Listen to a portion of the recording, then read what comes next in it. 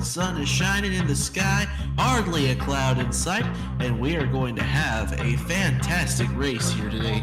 Drivers, start your engine! Cause we want retribution. Yeah, we want retribution. But coming to the green here, getting cleaned out real well. Pace car's off, kick some ass. There's the green flag and we're underway. Green, green, green, green. Outside, still there at your door. Good job, man. Nice and solid. Good case stuff. Three wide. Here, Hawkins into the wall. Oh, big trouble! Crash in the back. Oh, there's a crash in the back. Trouble.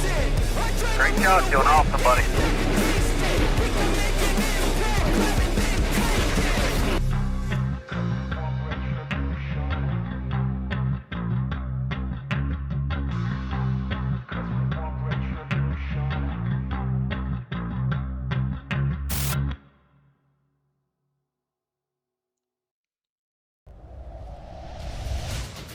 Ladies and gentlemen, welcome to the Daytona International Speedway.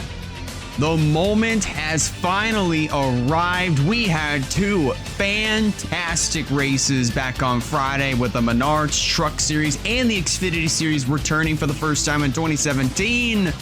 We were off yesterday because of Valentine's Day, so we wanted to make sure that everybody went off and had themselves a really good Valentine's Day for those that do celebrate it. But today, on this date, February 15th, the day that the IRL Daytona 500 got moved up by at least an hour because of climatic weather, we're getting ready to run our WRLA NOS Energy Cup Series Daytona 500 on a brand new version of Daytona International Speedway. It's the Tally Rally version of Daytona that we're running this year.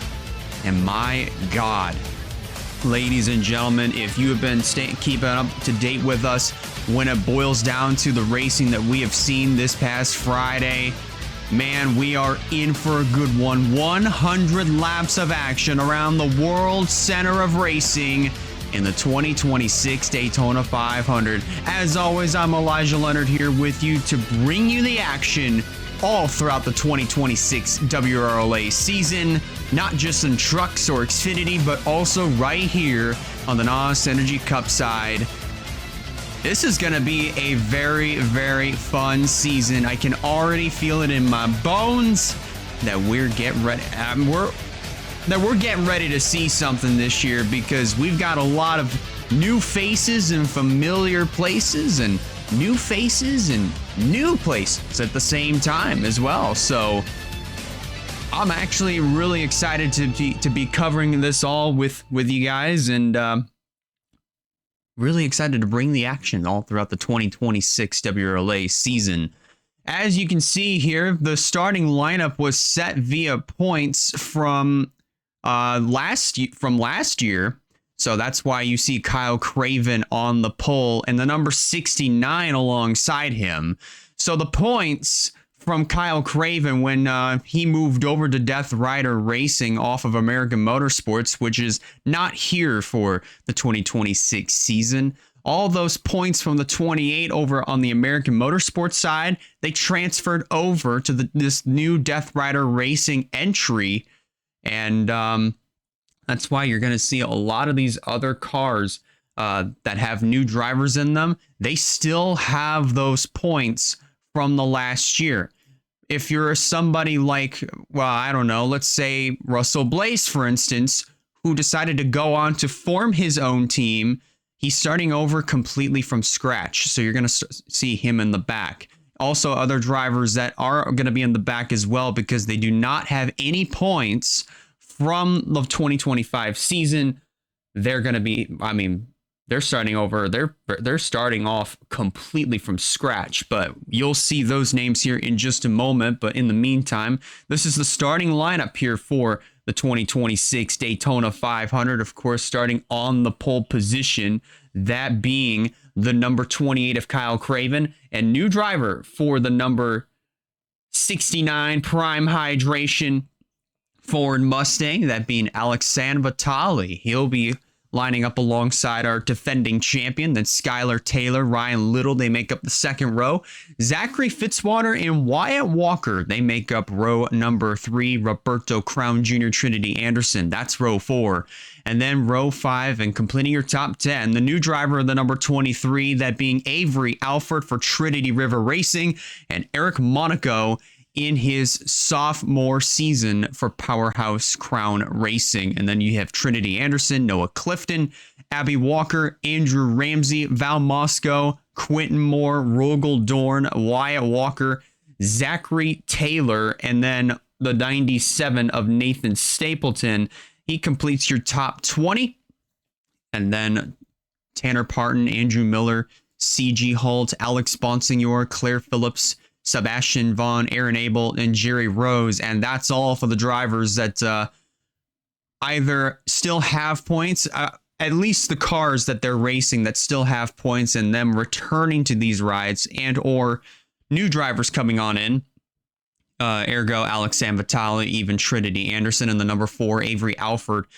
They are still going to be driving those cars, at least that have the points from the 2025 season. But as for 29th on down, that is not the case. Ryan Davis, he won last Friday's Xfinity Series race from Daytona. He'll be starting 29th in this event.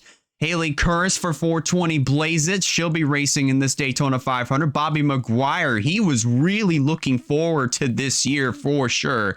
I talked to him during the off season, and my God, when he asked me, are me and Janiyah locked in? And I said yes. He was ecstatic, and he is ready to go here for this 2026 season. Eric Blaze making his Daytona 500, first Daytona 500 start, and his NOS Energy Cup Series debut. There's also Michael DeFeo, who started on the pole in last year's Daytona 500. Faring not too well this year. He'll be starting 33rd. Russell Blaze in the 29. We saw him at the Clash, or at the Bash at the Zoo back in January. And then also Sepp Silver, the third car for Vision Motorsports, starting in the 35th position. Then Janiyah Hill, who won at Homestead Miami back in 2020, back in November in 2025.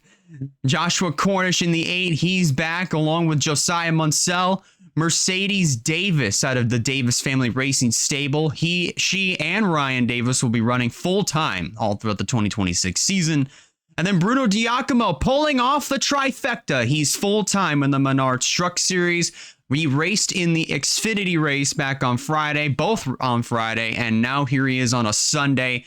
Going to be completing the trifecta here, as he'll be starting in the 40th position. And then the provisional starters, Stephen Walker in the 24, and Travis Crampton returning to full-time competition here for the 2026 season. Well, ladies and gentlemen, it has been well worth the wait. We've had a few slip-ups along the way when it comes down to just trying to, at least trying to get some events in and whatever else. But here we are, ladies and gentlemen. It has been worth the wait. The last time that we've seen these NOS Energy Cup cars on the racetrack for points-paying competition, that was back at the Homestead Miami Speedway. But overall, that was back at Pocono in 2025 when we saw Jerry Rose win in an ecstatic last lap pass on Janiyah Hill when she ran out of gas on the final lap. But now here we are getting ready to start the 2026 WRLA Daytona 500. Drivers are strapped into their cars. Pre-race ceremonies are just now starting to wrap up. But in order to get these 42 behemoths on the racetrack, we got to get the command to fire the engines. So let's go trackside and get just that.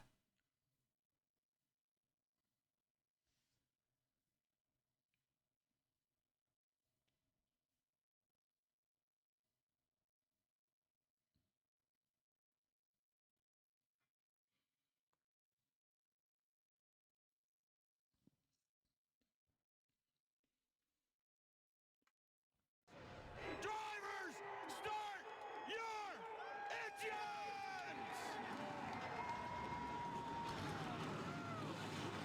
And there it is, ladies and gentlemen. Engines are fired. Pace car is rolling off, and so are these 42 competitors.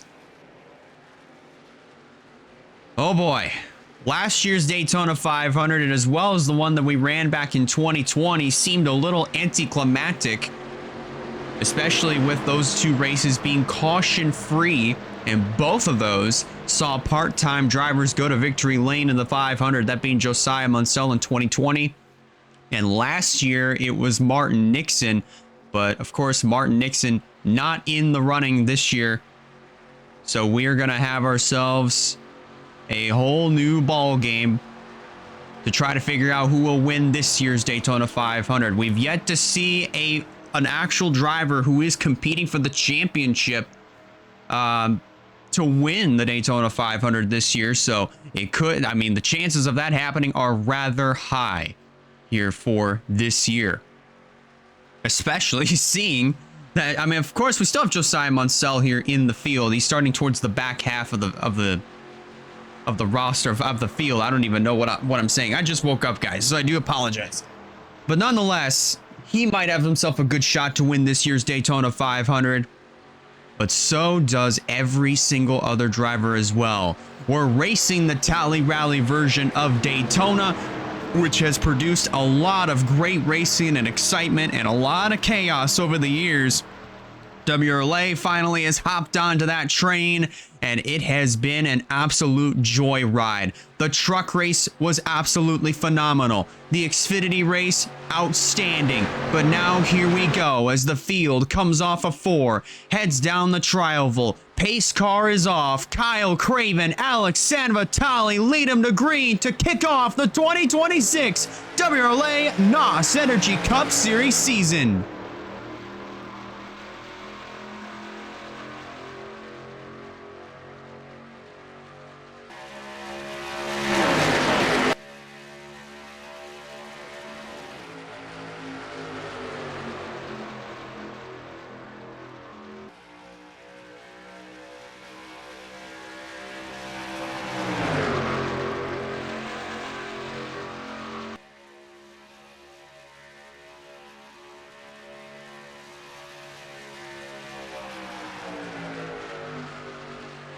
Already flirting with 3 wide as they head through turns 3 and 4. And look at that joyride right over here as they come off of turn 4. Full song straight ahead. Kyle Craven is going to lead the first lap of the new season, and he will pick up that first bonus point for leading a lap. So our defending champion picking right back up where he left off to kick off this event. But now he's going to be stuck in the middle of a 3 wide situation. Here comes Zachary Fitzwater in the 98, right down to the inside. You got Roberto Crown Jr. in the 21 in tow. Val Mosco, who was our Bash at the Zoo winner back in January this year, he's already right up to his boss and teammate of Roberto Crown Jr. Third car on the inside line as we're 3 wide for the top spot as they come off of turn number 4. Whole field 3 by 3 by 3. Fitzwater's gonna get it at the line. He'll pick up that bonus point for leading a lap here at Daytona. And this is actually a sight that we've been wanting to see at other versions of Daytona. A lot of 3 wide action, and oh boy, that could have been absolutely chaotic there if Sanvitali did not back off, or at least if the top side wasn't fading back as much as it was. Val Mosco almost made it 4 wide. It kind of looked like that Roberto Crown Jr. sort of opened the door for a 4 wide situation to happen. Thankfully, that's not the case. We live to fight another day. We stay green. Meanwhile, look back over here. There's the Fastenal machine of Wyatt Walker. He won the Coca-Cola 600 back in November on Veterans Day. That was when the Coke 600 and as well as Pocono had to be pushed back towards the tail end of the season. But Walker was sort of getting pretty close to banging doors with Sepp Silver here in the 57. He's already on the inside line. Wyatt Walker stuck in the middle regardless. And here's one of the other outstanding stars that we had for Durrani Racing last year, that being Rogel Dorn in the 86. He's back this year looking to try to win the Daytona 500. He goes to the inside of Al Mosco, is going to try to take over the top spot from the inside line, bringing Tanner Parton in the 07 with him. There's Claire Phillips, who finished second in last year's Daytona 500, looking to try to do one spot better. And either way, she started off as the points leader last year as well, because remember, those 10 bonus points that a part-time driver would get, those 10 points would go to the highest finishing full-time driver. Claire Phillips happened to be in the right place at the right time, and she started off with a pretty good points lead to kick off the year last year. But now this year, she's trying to do one spot better and win this race. Already down to the inside of Tanner Parton. She's going to take over the top position in her sophomore season. There's also the 17 of CG Hull. Aaron Abel in the 43, and last Friday's winner in the Xfinity race, that being the 77 of Ryan Davis, looking to try to go 2 for 2 here at Daytona. He was up front in the Xfinity race on Friday for a good amount of time and managed to be in the right spot at the right time, and went on to win the Daytona, not to win the 500, but win the Drive for COPD 300 for the Xfinity Series. There's Eric Blaze in the 26. He's gone a lot further than what he did in the Xfinity race on Friday. He managed to make it about 6 laps longer and could potentially be in the middle of a 4-wide situation. Thankfully, Joshua Cornish thinks otherwise and will tuck right back in line behind the 26 of Eric Blaze. But Blaze here in this 26, he's definitely doing a fantastic job here. It's going a lot longer than what he did in the Xfinity race, that's for sure. Got absolutely cleaned out in the wrong place at the wrong time. And unfortunately, Eric Blaze starting off his Xfinity Series season not the way that he wanted to, but starting off this race exactly the way that he hoped for. Definitely nothing like the Xfinity race, that's for sure. Meanwhile, Ryan Davis in the 77 working his way down to the inside, underneath of the 43 of Aaron Abel. Got Haley Curtis in the 9 directly in tow. This is her first NOS Energy Cup Series appearance as far as in points paying competition since, I want to say, Rockingham in 2023. Overall, this is her second race of 2026 overall. She managed to compete in the Bash at the Zoo back in January, but now she's up front, looking to possibly try to challenge for this race lead. She's already up to second, and here we go. 4 wide has commenced. Joshua Cornish down there on the inside of Eric Blaze, Roberto Crown Jr., and Aaron Abel. Can they get out of this one? They're very, very close, and it looks like they're going to settle it back down to 3 wide action. Very impressive driving by oh no. I almost had faith that we were done, but Josiah Munsell said, "Nuh-uh, I am going for all that I can get," as he's already moved up inside of the top 5, but we are 4 wide here in Daytona.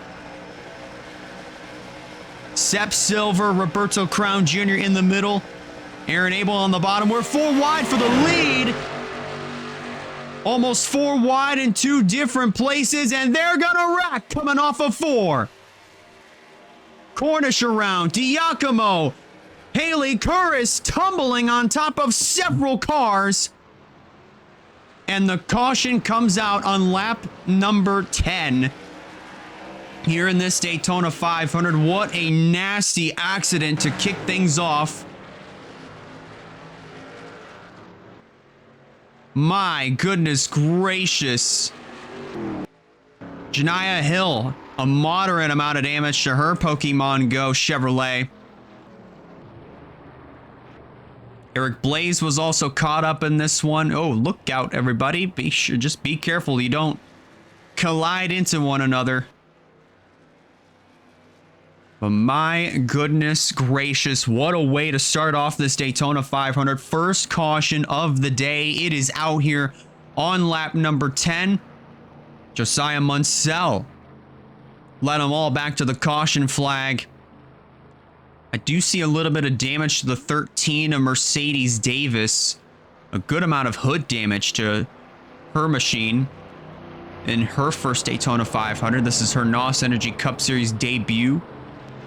Also the 24 of Eric Blaze, or the 24 of Stephen Walker. I do apologize there. But Walker with a little bit of passenger side damage to his FedEx Chevy. He's going to make that turn to pit road. At least the drivers that do have damage that they sustained in that big one coming off of turn number 4, they're going to be making their way down to pit road this time by. Both Walker and Blaze, they're in. Skylar Taylor, who finished 3rd in the points last year, they're in the pits. Along with several others. Aaron Abel. There's Ryan Davis, who won the Xfinity race back on Friday. Stapleton, Jerry Rose. Some drivers electing to take tires. Others may elect a splash and go, while others are going to work on the cosmetic damage of their race cars. I see Noah Clifton with a lot of rear end damage. The same was said there for Emily Anderson in the number 6. She had a good amount of rear end damage when we saw her cross the start finish line to take the caution not too long ago, the last rotation around. But regardless of that, Josiah Munsell, he is your race leader, looking to try to win his second Daytona 500 here at the Daytona International Speedway, of course, of all places. But nonetheless, let's go back and review what happened that brought out our first caution of the afternoon here at the Daytona International Speedway. This was a very huge accident that wiped out several cars, and actually, fortunately, it wasn't everybody, but it still was a pretty big crash to say the least. And it all started right up here in the middle of a 4-wide situation, and I thought they were going to get out of it. Eric Blaze and also Joshua Cornish, they make a little bit of contact right here, but at the same time, Crown and Sepp Silver get together. But that wasn't really the one that caused the caution. That was Cornish and Blaze getting together here. And everybody else just trying to take evasive action, and they're getting into one another. Halt, Moscow, Phillips, Anderson. Look at the 9 of Haley Curris. That Domino's machine is going to get some air and tumble right over the 8 of Cornish, and as well as the 90 of Bruno Diacomo. Both of the Maguire Motorsports cars were involved in this one. Hill, unfortunately, got a little bit more damage than Maguire did. But some drivers, I do believe, more of the accident happened back over here. You saw at least some of those that still wound up getting involved and were having a little bit of trouble trying to get their cars refired and pointed back the right direction. But what a scary accident to start off this year's Daytona 500. Look at the contact between the 57, the 26, and the 8 that just set off this huge chain reaction. Unbelievable. That was some ride that Curris just took there. But as for everybody else, I mean, thankfully they were able to drive away from the accident. Some drivers, unfortunately, are going to be out of this one.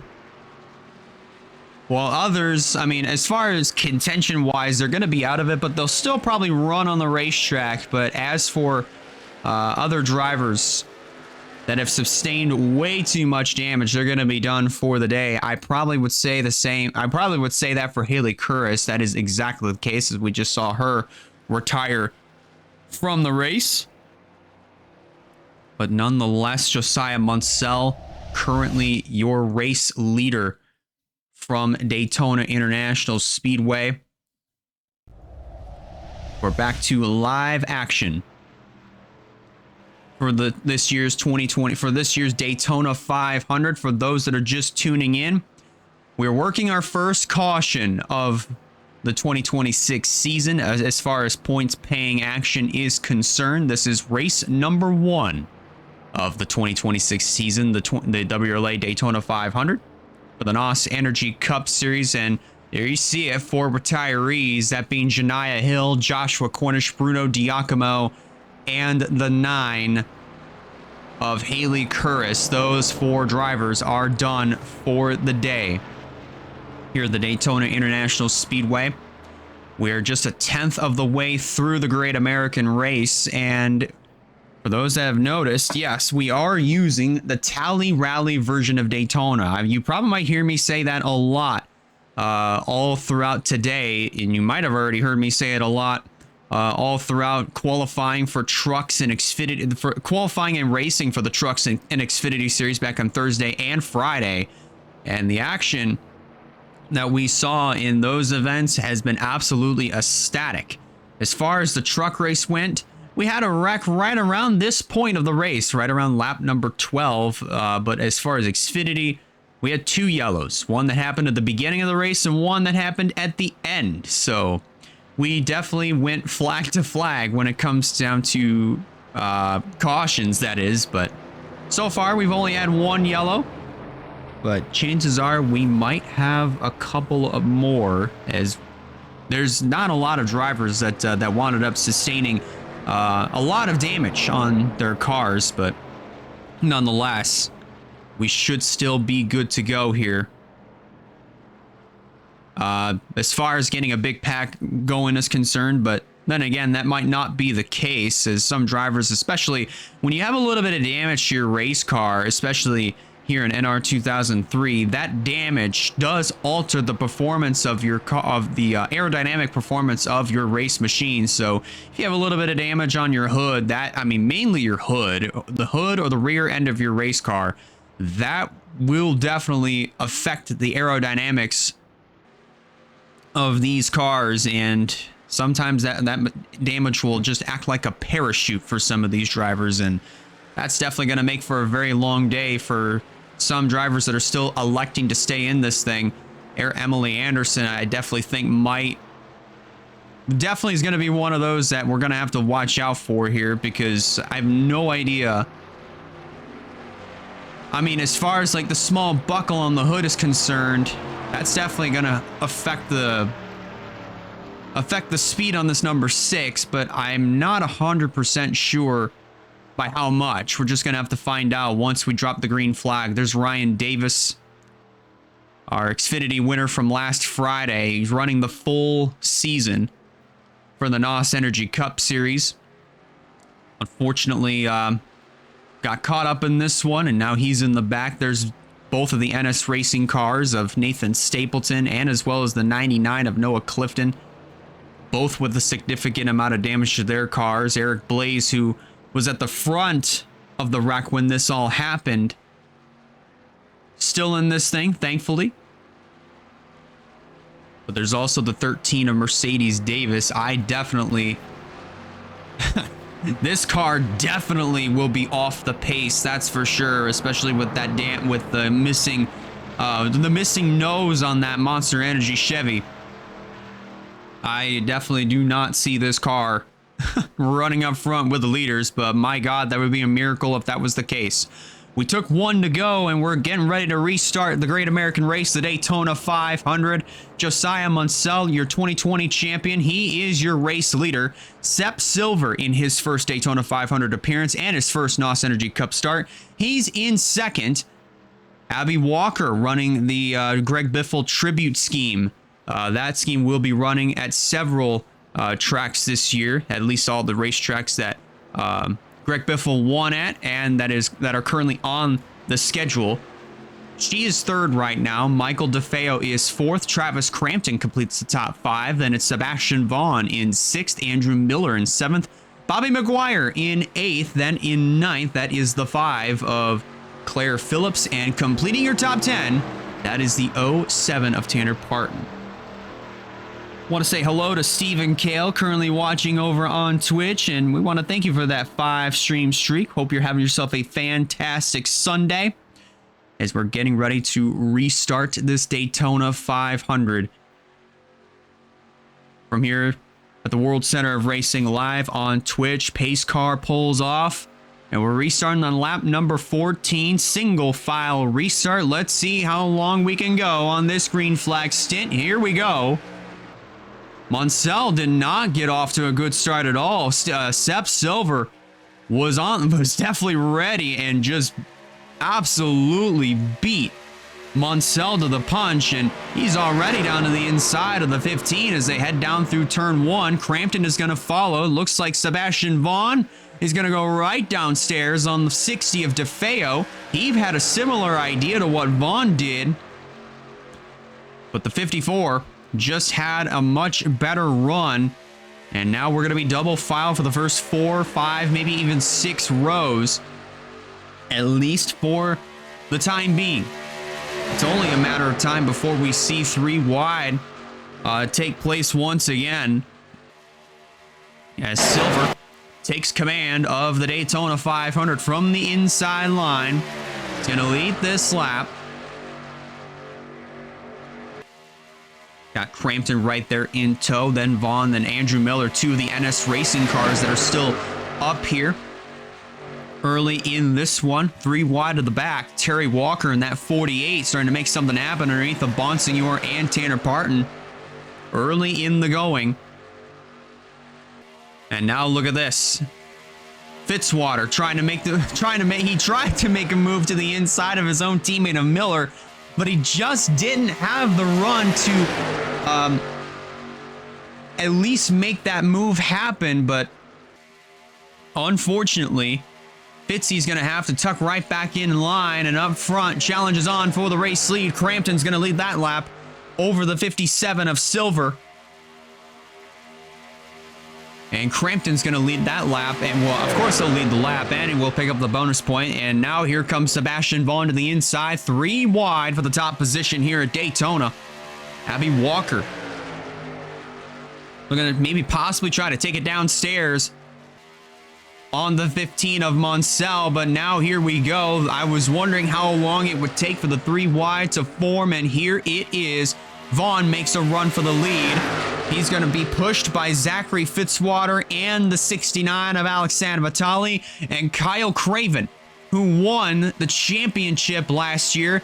He's up here along with the 48 of Terry Walker.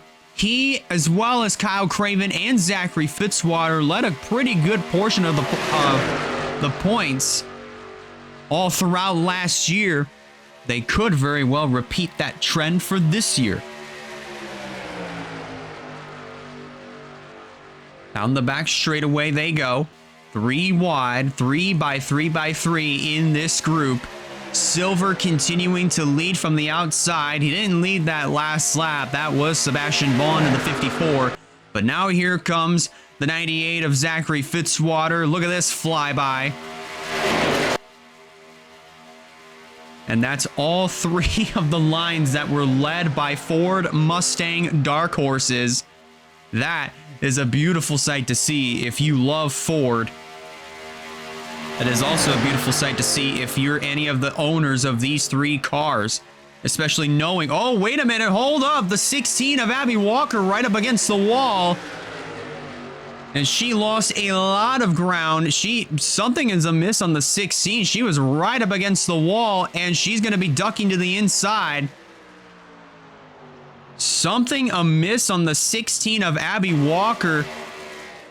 And I think she's going to bring it to pit road, so I'm not sure what just happened there to the 16 of Walker, but she must have had some sort of mechanical failure just take place there, maybe possibly a tire going down on the 16 of Abby Walker, but nonetheless, she's going to make it to pit road. We stay green.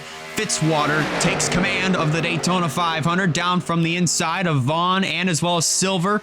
You got the 2 cars, at least the car and then the driver behind it, that finished 1-2 in the championship, but they're in the reverse order. San Vitali's up here in the 69, and as well as the 28 of Kyle Craven. How about this up here? They competed in the Mission Barbecue Cup Series Daytona 500 over on Trey Wright's neck of the internet for the NR community. And guess what? The guy behind him almost won it. That's Russell Blaze in the 29 showing up inside of the top 10, or at least getting close for the first time today. Already a fifth of the way into this one. And now he's behind his teammate over by the Mission Barbecue Cup Series, that being Wyatt Walker in the Fastenal colors. They're both nose to tail right now.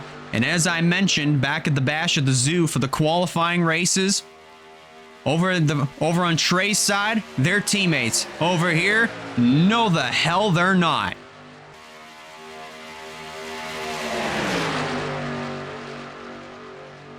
Craven looks like he's going to take over the top position here from the inside line. Going to get pushed by Terry Walker in the 48. He's got his son and boss Wyatt Walker right behind him, funny enough. So at least two of the Walker family motorsports cars are still in this thing as far as being up front is concerned. But look at these drivers. They are already bunched right back up as if it's just normal business. And here at WRLA Daytona, it's always been normal business for these drivers to be at least 3 wide here at Daytona. But oh my goodness, Bobby McGuire in the 18. Oh, I think he's getting a little too excited as he went 4 wide. Oh my goodness. And there, no way, there's no way that was gonna work. Around goes Sep Silver, in front of Munsell and a few other cars. That's a caution. That is a, oh boy. Monaco getting collected. Multiple other cars are getting into this one. Oh my goodness, look at the ride that Monaco just took. Oh, be careful, more cars coming into the picture. Oh my. Oh my goodness gracious. I think Bobby McGuire just got a little too excited. And he kind of pulled a Cletus McFarland, if you will, as far as making some moves on the racetrack is concerned. And that, unfortunately, is going to cost Sep Silver and several other cars that wound up piling up at the tail end of that one. That, oh my goodness gracious. Aaron Abel in the 43. Unfortunately, he's not going to see the end of this one. Also, Roberto Crown Jr. His other car, Eric Monaco, was collected. Andrew Ramsey, who just pile drove the 57 of Sep Silver. There he is. That car, I'm pretty sure, is going to be toast. And here comes the rest of the other cars that were also collected. Blaze with a little bit of damage to the right side of his car. Bonsignor, I think, was collected. Avery Alford, we know for a fact that he just grazed the outside wall. Rogel Dorn. And several other cars.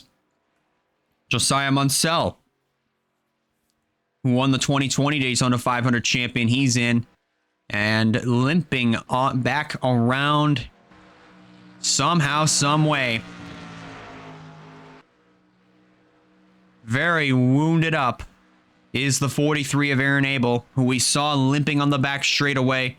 Managed to work his car all the way back around. And this car is done. In the meantime, though, Terry Walker led him back to the caution flag. He is your race leader. Let's look at that again. Let us look at what happened. What in the world that was that brought out that second caution of the afternoon here at the Daytona International Speedway for the 2026 Daytona 500. And ladies and gentlemen, take a look at this. Take a look at this, ladies and gentlemen. It all started over here in this midst of the pack. Look at Bobby McGuire in the 18.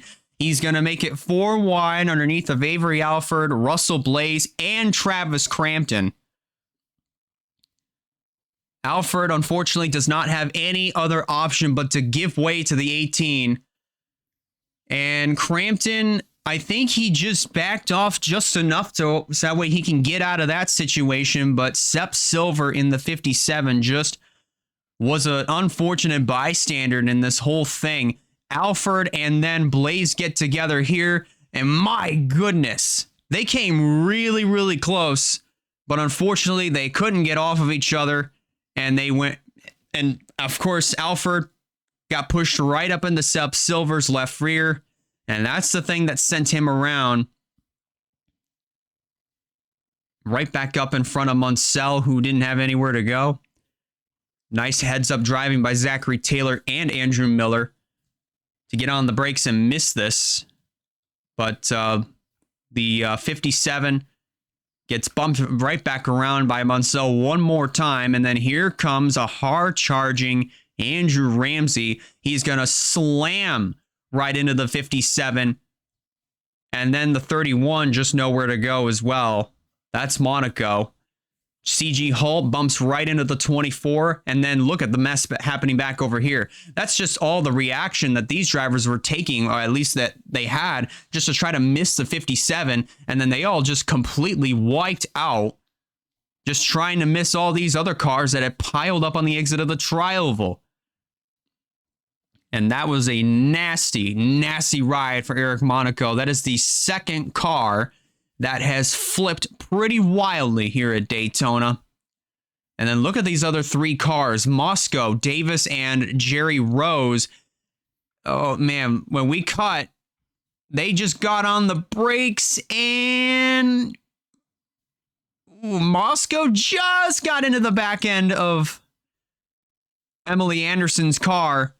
But thankfully, all three of these drivers got the updated brake package here for 2026. At least the ultimate, what is it?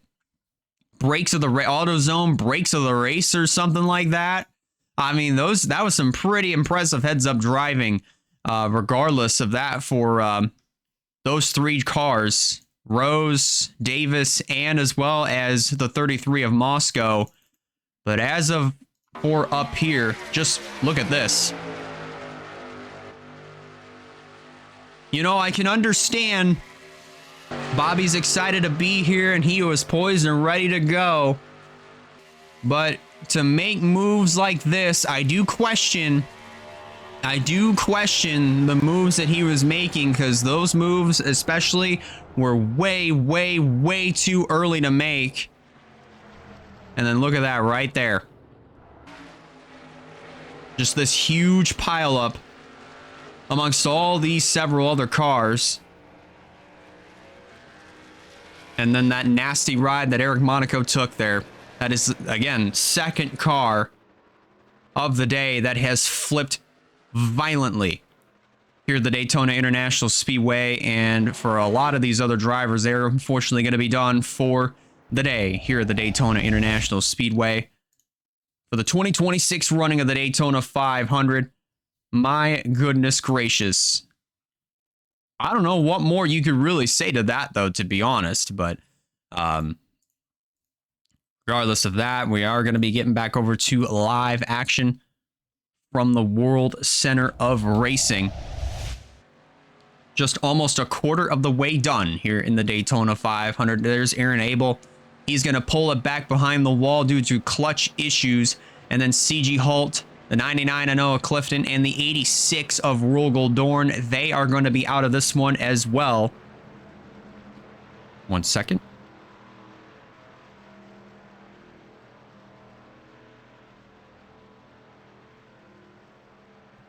You apologize there. Had a little bit of a phlegm buildup. Definitely love those. But nonetheless, though, almost a quarter of the way done. And I can only imagine how much further we have left here in this race before we have another caution.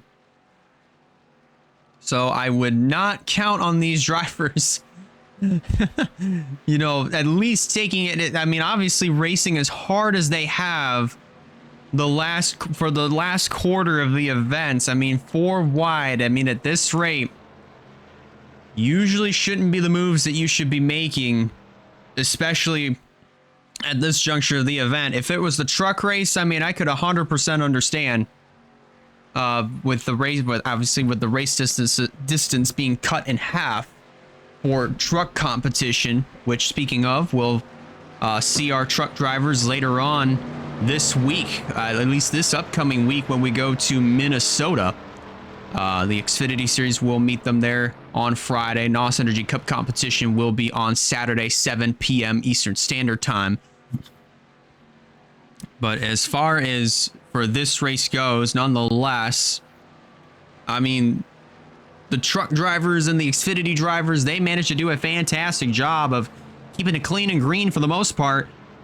But as far as these NOS Energy Cup drivers, I mean, the emotions of winning the Daytona 500 are rather high, and for some drivers, sometimes, I mean, again, I can understand that the excitement of being here and for racing in the 500 and trying to win it, the excitement is there. But sometimes when you get a little hyped up, sometimes you can make moves that might not be the best to make at this juncture of the event. But thankfully, this is just a video game. But nonetheless, for those that are just now tuning in, we are working our second caution of the race here at the Daytona International Speedway.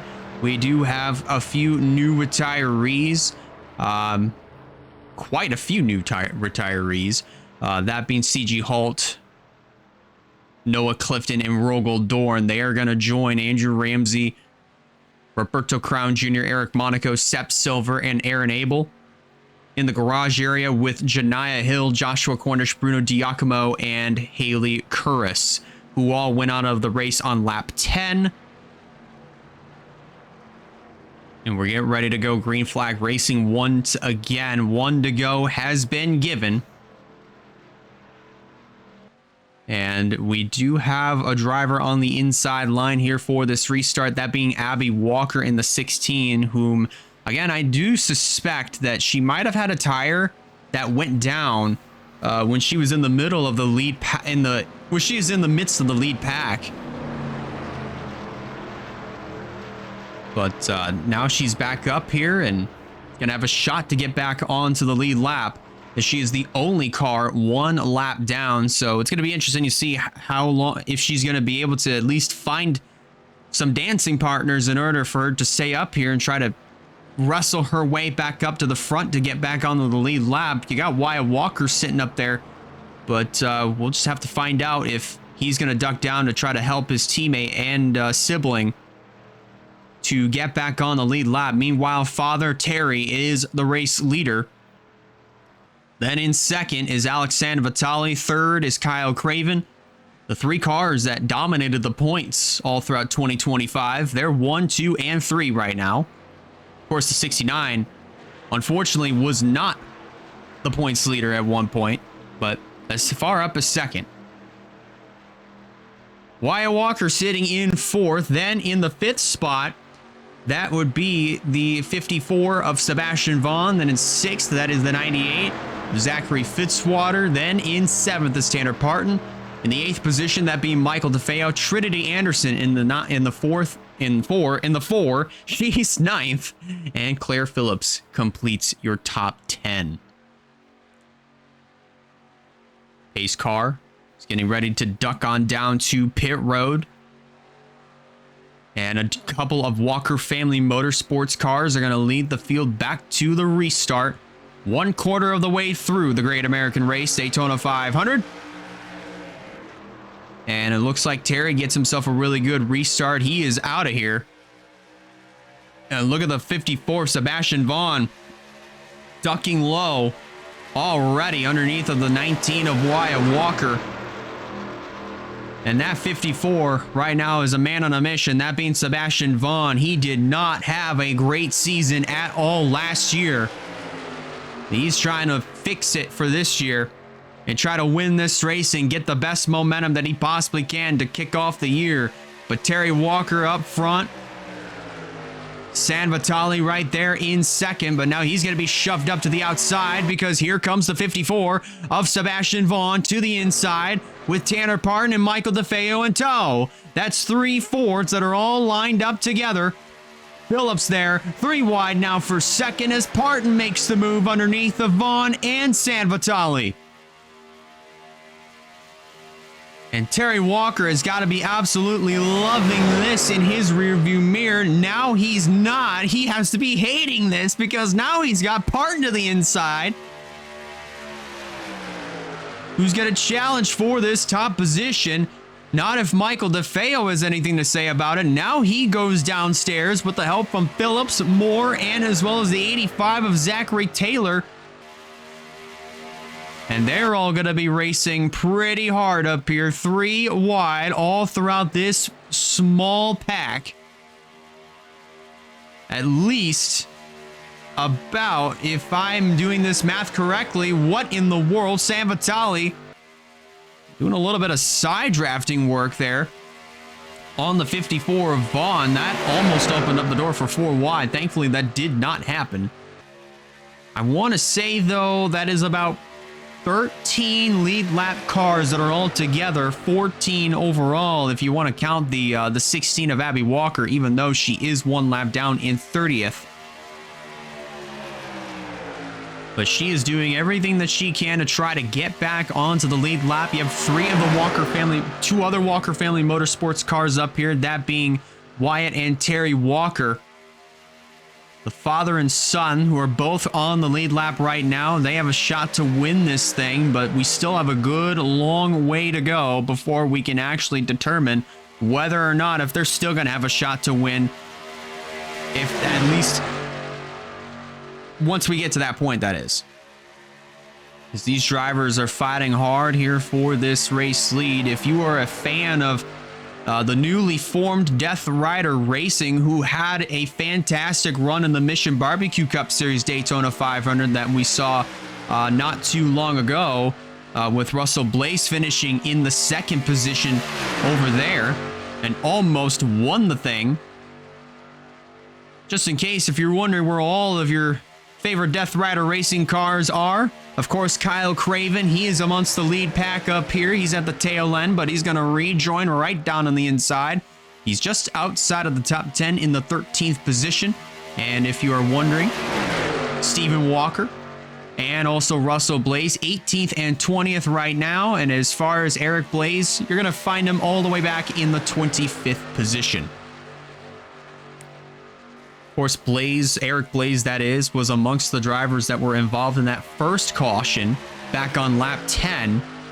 And it's a miracle that that 26 is still running on the racetrack. There he is with a little bit of a buckle on the hood, running with the 00 of Rose and the 15 of Josiah Munsell. And then we go a little bit further up. There's our winner from the Xfinity race back on Friday, that being Ryan Davis. Just trying to hold on to whatever draft that he can off of the 27 of Ryan Little. And there are the other 2 Death Rider Racing cars. Stephen Walker fighting it out with Bobby McGuire, as well as the 61 of Travis Crampton, and Russell Blaze in the 15th position as of right now. The 2nd highest running Death Rider Racing car in the field. But as far as Kyle Craven goes, he is amongst this lead group that consists of 13 lead lap cars. Phillips taking it downstairs on the 60 of Michael DeFeo. He is running full time in the Menards Truck Series, but up here running part-time in the NOS Energy Cup level. And still trying to do everything he can to keep that lead on the outside.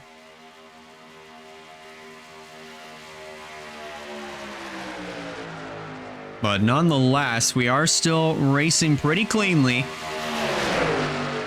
At least who knows for how much longer. And especially, and also not to mention for drivers that, I mean, like, as far as pit strategy is concerned, that is also going to be another one that has kind of been on my mind all throughout these Daytona Speed Weeks, is pit stops. what is that going to look like? Because for trucks, the only type of pit stops that we've seen them make is as far as, you know, drivers that had to come down pit road to try to at least assess some damage. For Xfinity, it's the same case. Wyatt Walker is going to make it 4 wide underneath of 2 of the EGI cars and his own dad up at the front of the field. Oh boy, this is not a good idea whatsoever. And they're still 4 wide up here. Shades of the Menards Truck Series from this past Friday, and there they go again. Oh my goodness, and Trinity Anderson spinning around like a top. Phillips involved in that one as well.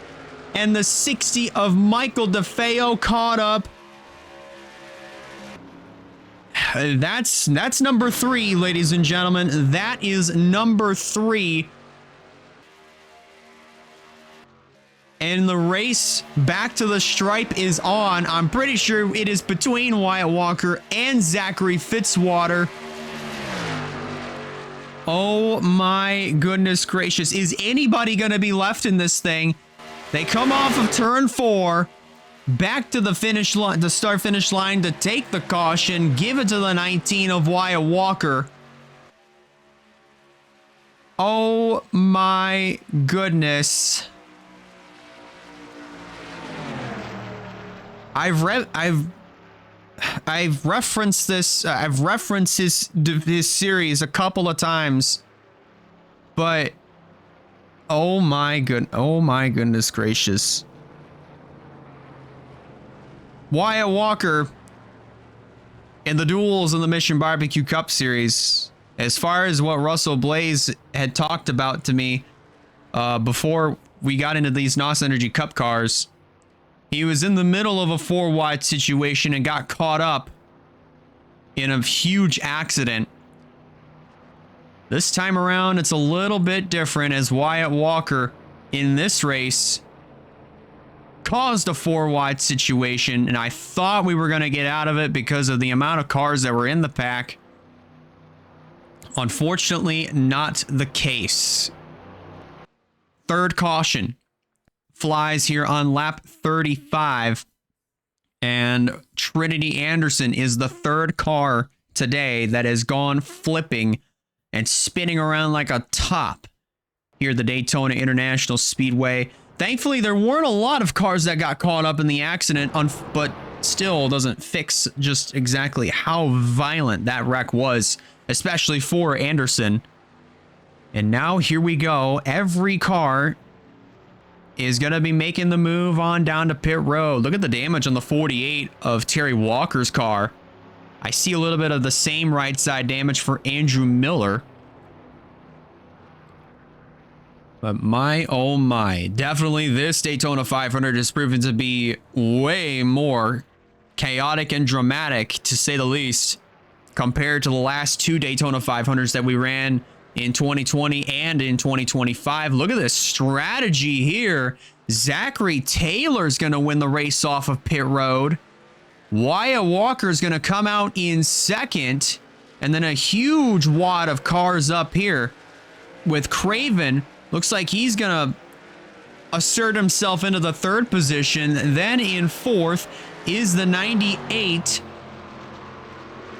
of Zachary Fitzwater. Coming out 5th officially, that would be Sebastian Vaughn. Then in 6th would be Travis Crampton, followed by Quentin Moore in 7th. Then an Avery Alford would be coming out in 8th. Then in 9th would be the 22 of Alex Bonsignor and Val Moscow, our this year's Bash at the Zoo winner. He would complete your top 10.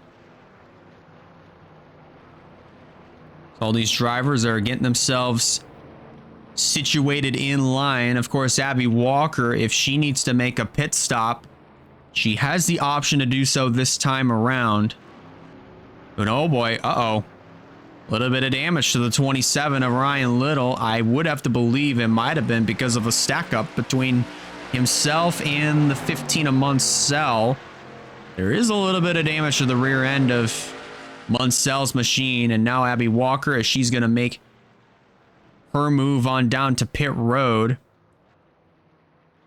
And I'm not sure why Zachary Taylor slowed down as much as he did, because now, actually no, I thought Ryan Little got more damage on his car than what he did previously, but now he's going to take that car down to pit road to get that damage assessed. Now, let's go back and review what happened that caused our third caution of the day here at Daytona. I thought we were going to get out of that 4 wide situation. Unfortunately, that just was not the case for 2 of our EGI cars and as well as others. But look at this, ladies and gentlemen, right up here. You're going to see Wyatt Walker. He's already made the move for 4 wide underneath of the 4 of Trinity Anderson, the 5 of Claire Phillips, and the 48 of Terry Walker. And I thought Phillips had gotten out of that 4 wide. It looked like she did here, actually. But I think Anderson just kept that door open for just long enough for Phillips to take that hole. And you can see the contact that is being made between the 4 and the 5. And usually what happens, especially the tri-oval, everybody kind of gets squeezed together there. They go up right into Michael DeFeo. And then Trinity Anderson, look at this. That is an absolutely scary situation to be in.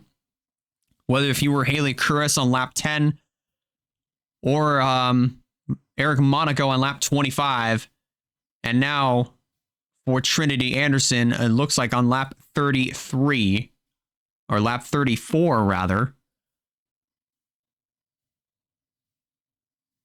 That's still just absolutely unbelievable. 3 cautions. We're not even at the halfway mark, and all 3 of them have resulted, have seen 3 cars flip. At least 1 car flip on each caution.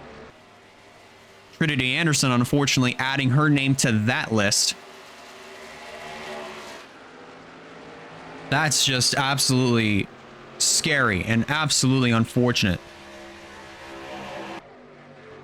I honestly do not have any other words, but that's just absolutely unbelievable of what we've seen within this first half of the event.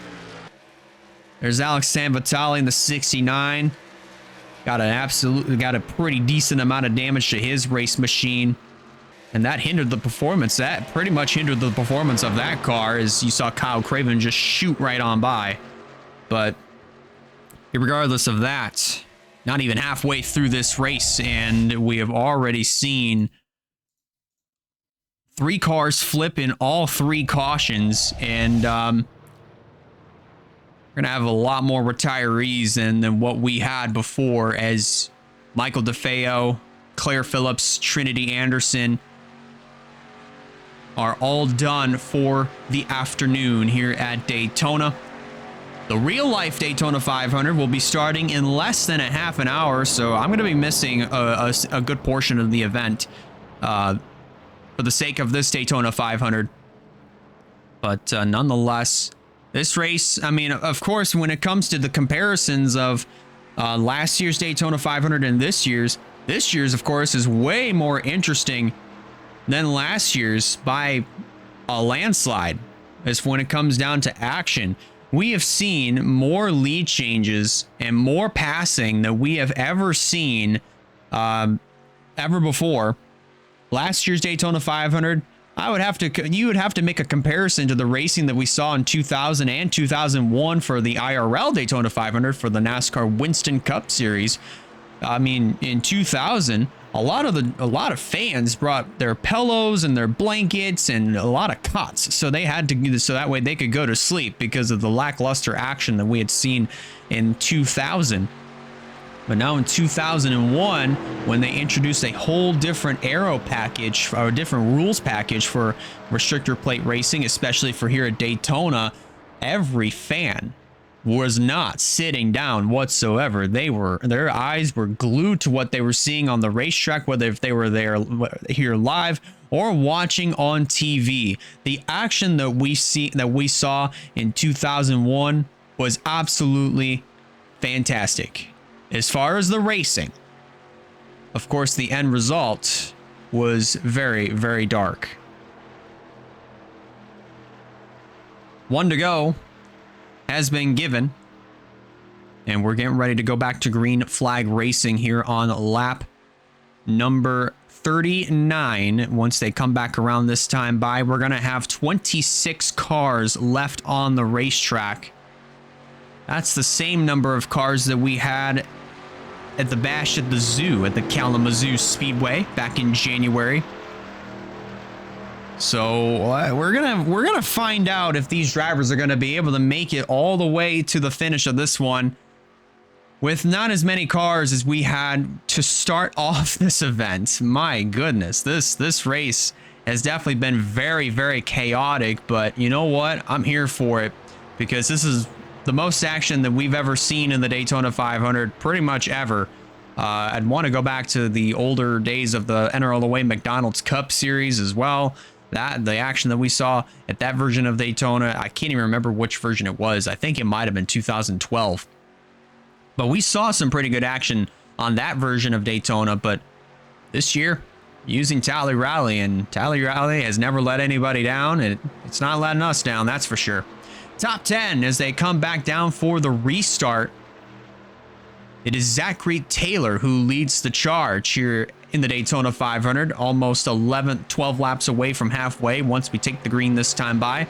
Wyatt Walker sitting in the second position. Kyle Craven is in third. Then Sebastian Vaughn in fourth. Zachary Fitzwater completes your top 5.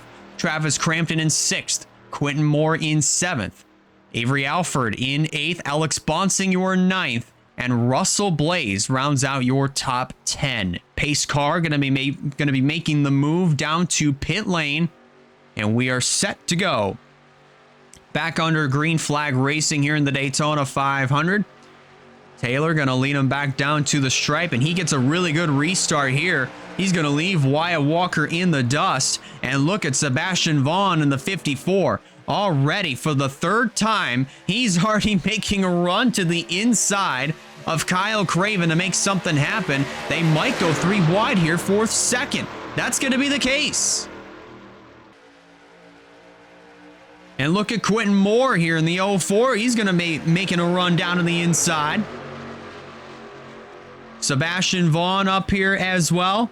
Quentin Moore looking like he's going to try to get 2 birds with 1 stone as he had himself an amazing restart in that 04 machine.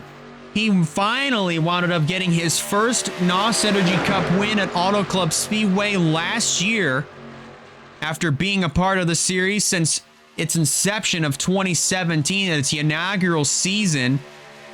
And now returning for Durrani Racing. He's going to make it 3 wide. Underneath of Vaughn, that's for second. But as for Abby Walker, remember she is still a lap down, and she's trying to do everything that she can to get back onto the lead lap. So far, she has not really had an easy feat, as these drivers have been racing absolutely aggressively all race long. Oh, Avery Alford in that 23. I would not try to make it 4 wide if I was you, man. I would not do it. Alfred still, oh boy, he's still thinking about it. Bonsignor is, I think, also trying to lead. He's trying to open up the door as well. But that's just, honestly, that is just not a good idea whatsoever. Especially, I mean, for a long season veteran like Bonsignor, and even for a rookie like Avery Alford, on the opposite ends of the spoon, if you will. Bonsignor has been in this situation before, and this is the most of Alex Bonsignor that we've seen in one race.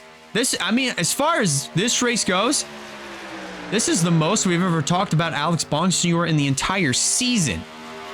Bonsignor was not even a contender whatsoever when it came to the championship. He would have some races where he would shine and get some pretty good consistent finishes at some places, but unfortunately, he just hasn't been able to close the deal out with securing a win. Tonight, or today rather, he could win this Daytona 500 if he finds himself in this exact spot, closing in on 10 laps to go. But we are far from that point, ladies and gentlemen. We are 9 laps away from the halfway mark of this great American race. Zachary Taylor continues to lead the charge. Vaughn has done a fantastic job of playing defense. He holds on to that second position. Then in third is the 98 of Zachary Fitzwater. First car leading the lead lap cars on the outside line. Even though Abby Walker is up front on the outside, she is a lap down. Again, just want to remind everybody, she is a lap down. But nonetheless, still at least 3 wide, at least in one portion of the pack, that being up here in this lead group, with the 28 of Kyle Craven up top. He's got his teammate of Russell Blaze. Remember, those two had a pretty, I wouldn't say super heated rivalry in the points last year. That was when Blaze was running for Durrani Racing in his rookie season.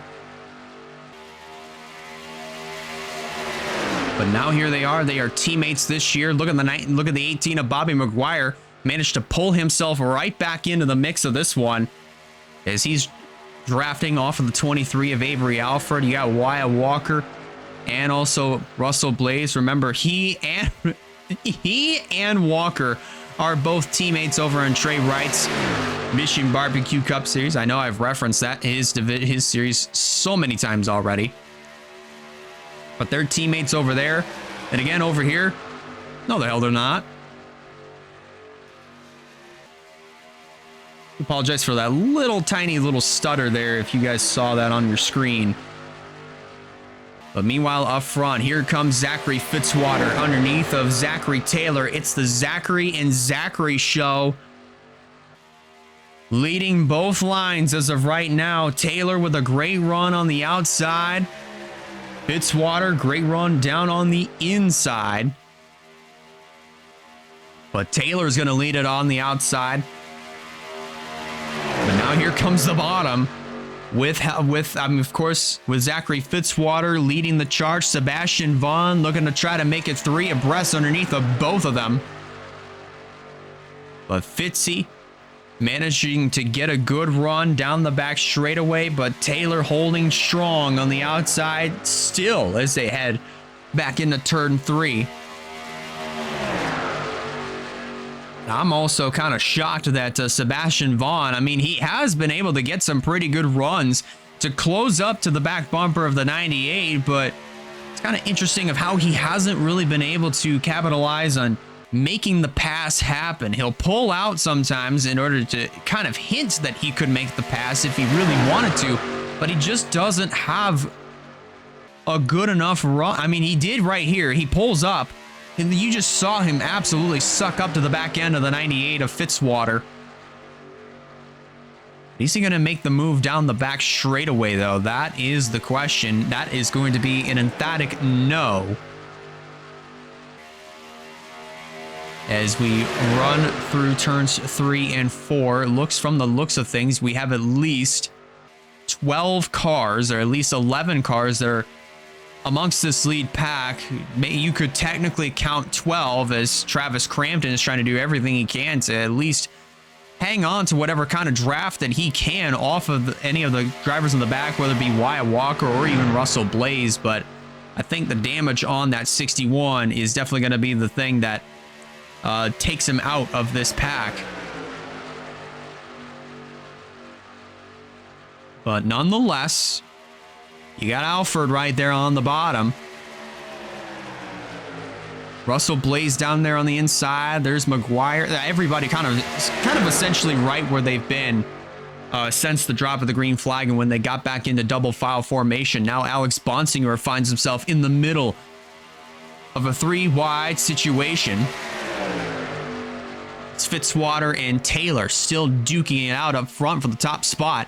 Meanwhile, Sebastian Vaughn, he might get put in the middle of a 3-wide scenario here if he's not careful. Avery Alford joins Bonsignor in the middle. And Wyatt Walker in that 19. Man, McGuire looked like he was opening the door for Wyatt Walker to make it 4 wide, and I thought Walker was going to take it. But so far, thankfully, that has not been the case, as he is right down, still glued to the back bumper of the 18. Remember, the 18 used to run.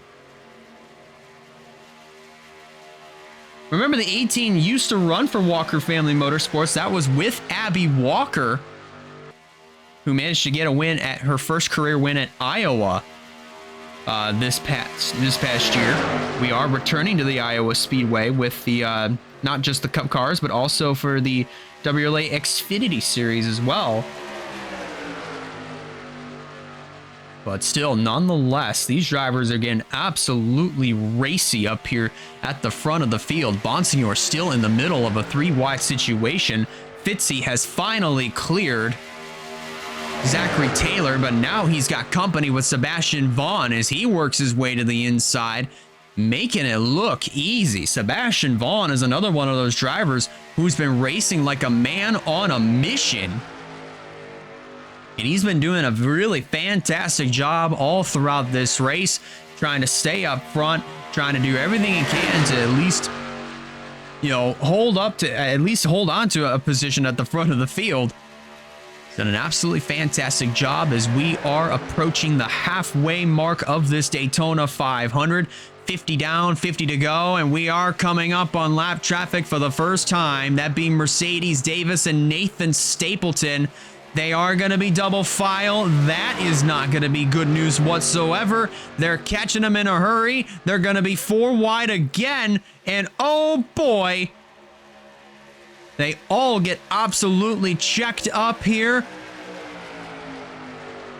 And can they get out of that 4 wide situation? Thankfully they can. And we are going to stay green, but Davis and Stapleton, they're going to hold up everybody in the middle and third lanes, especially Davis. Oh my goodness gracious. Everybody trying to do what they can to get by the 13 and the 97. Were absolutely slow down the back straightaway. Now they duck low on Abby Walker, who's trying to do the same thing, just trying to get by the 13 and the 97. But Stapleton just going to absolutely hold up Walker, and now Davis is going to hold up the 85 of Zachary Taylor. Oh my goodness gracious, that could have been absolutely catastrophic if a wreck happened with all those other cars that had just stacked up. Meanwhile, Fitzwater takes over the lead. Wyatt Walker sitting in the second position. And then Avery Alford holding on to third. They are 3 wide. Actually, no, that's Bobby McGuire holding on to the third spot as of right now. Bonsignor, oh, he almost thought about making it 4 wide underneath of Russell Blaze, but thankfully that is not going to be the case whatsoever. Blaze now pulling up to the back bumper of the 23 of Alford as the top 2 sort of check out, at least temporarily. I'm not sure how long that tango is going to work, but so far it's paying pretty big dividends, at least for the time being. They've checked out from Bobby McGuire, who leads that pack. Who leads the pack of other cars that are still in contention for this one. And now they're going to catch up to 3 more cars, that being Emily Anderson, Alex Sanavitali, and as well as the 00 of Jerry Rose. They're about to exit the Trioval and head to turn 1 right now, as these drivers are going to complete lap 53 of the scheduled 100 laps.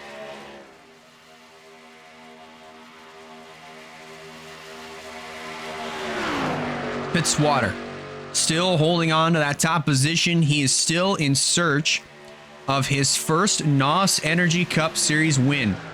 He's another one of those drivers that has been around in WRLA since its inaugural season of 2017. He drove for Fire Ice Racing, back when we had Emmanuel Hartnett up here in the Cup Series, and as well as, I believe, Nathan Hudson as well. He drove a number 44 Wilson Security Chevrolet.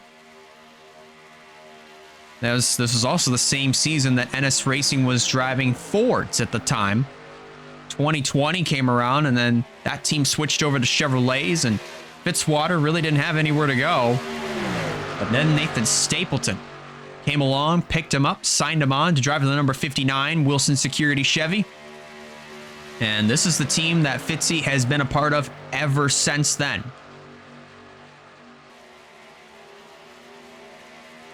And all throughout this time, he's still yet to win a NOS Energy Cup Series race. Today could be the day. Wyatt Walker trying to look for his second NOS Energy Cup Series win on the biggest stage that there is to kick off the season, the Daytona 500. And he's done an absolutely stout job of being up at the front of the field all race long. And here they come on the other three cars.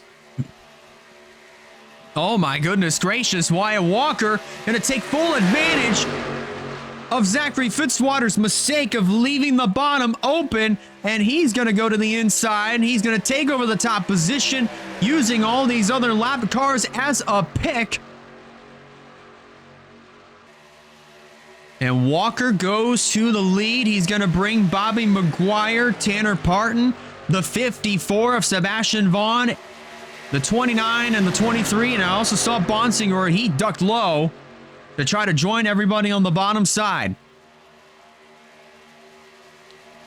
Blaze getting by his old ride from last year. Is pretty heavily bent up. I wouldn't say heavily, but definitely bent up enough to where his car is a literal parachute right now, along with the 00 and the 6. But nonetheless, now holding up several other cars, that being Moore and Bonsignor, Alfred Craven, and even Zachary Fitzwater got the worst end of that one, as Wyatt Walker took full advantage of that mistake that Fitzy made when he left the bottom open. And he goes to the lead here in the Daytona 500. Now Tanner Parton makes his move down to the inside. And Parton's going to lead that lap over Walker. And now here comes Vaughn and Russell Blaze, Bobby McGuire as well. Quentin Moore and Alex Bonsignor are broken free from those other three slower cars. So they will be making their way back up to the front here pretty shortly. And then there's three more cars that they're going to be catching up to here soon. That's Skylar Taylor. There's Eric Blaze. And also the 15 of Josiah Munsell. These drivers are going to be making their way to the tri-oval, because these drivers are going to come off of turn 4. Vaughn makes the run to the inside. Same song, different dance here. A different, same dance, different song, that is. At least when it comes to the drivers that make a run to the inside on the exit of turn 4 to try to take over the top position. Vaughn was not as successful that time around, unlike what Tanner Parton was with Wyatt Walker. But Parton with a great charge around the outside line. He's going to retain the top position. Great run there.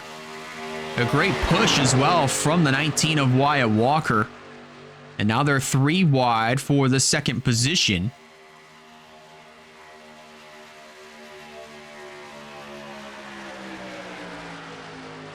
Not for much longer there, as you just saw that 3 wide just easily dissipate pretty quickly. 3 wide up here with Fitzy, Quentin Moore, and as well as the 29 of Russell Blaze. Look at the 28 of Kyle Craven. He's now starting to pull himself right back into the mix.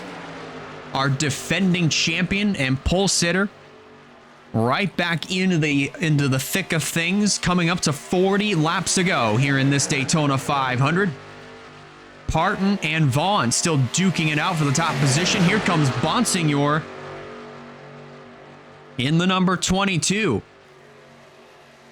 And again, he's still trying to search for his first win since 2017 when he won at Talladega that year. And he's just trying to, of course, trying to break that almost 9-year winless streak. And he might do it here today, and here they come on all these other 3 cars. Fitzy, I thought Fitzy was going to try to make a run to the inside here, but it looks like that's not going to be the case. Both lines are going to get held up. Now, is Mansell going to move up to try to let that bottom line go? He will. So that top line is going to get completely screwed over, at least temporarily. I thought the 41 of Skylar Taylor was going to try to make a run to the inside, at least to try to, or at least try to cover the bottom. That's not going to be the case. Bonsignor leads that lap. Here comes Fitzwater to try to take it back on the inside line, all while Quentin Moore, Bobby McGuire, Blaze, and the 28 of Kyle Craven, they get back into the mix pretty quickly, actually. But look at this. This is absolutely screwing over Parton, Wyatt Walker, Avery Alford, Sebastian Vaughn. Alford managed to pull himself into the mix as well. And now Zachary Fitzwater goes back to the point here in the Daytona 500. And they're coming up to more, and they're coming up to these guys again, Stapleton and also Mercedes Davis. And sooner, and a little bit later on, they're going to catch up to Moscow and Ryan Davis as well. Oh my goodness gracious. This is going to be an absolute dumpster fire, at least trying to get by 2 sets of lap cars as well. Oh my goodness gracious. This is just going to be absolutely chaotic, just trying to get by all these other slower cars. There's another pack just up ahead of these guys. They're already on the back straightaway as these drivers are on the whole other side of the racetrack. And they're going to catch up to the 13 and the 97 in a hurry. Bonsignor makes a run to the bottom of Zachary Fitzwater. And here they come on the 13 and the 97. And oh boy, I bet Fitzwater's going to be really happy with his boss that he just got held up by Stapleton. Oh boy. Be careful, Fitzy. That is your boss right in front of you. But Bonsignor goes to the lead. At least temporarily. Both lines are absolutely stacked up here.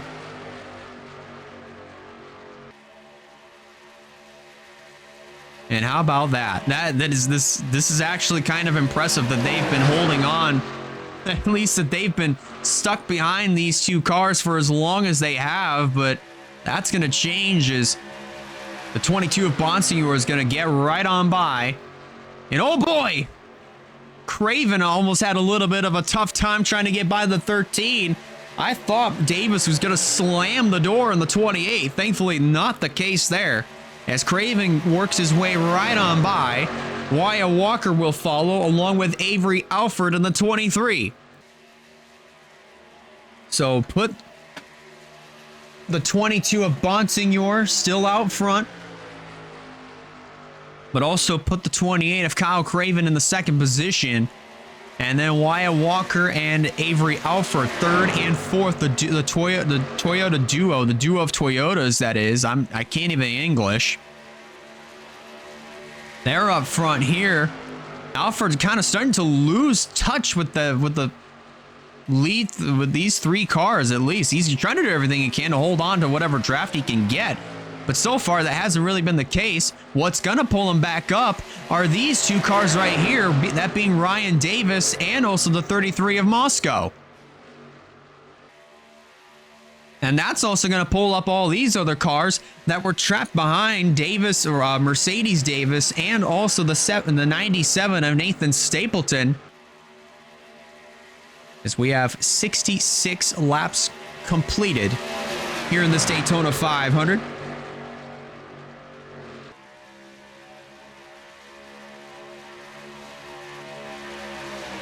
Russell Blaze and also Quentin Moore, they're coming back up into the mix as well. Just give me 1 second.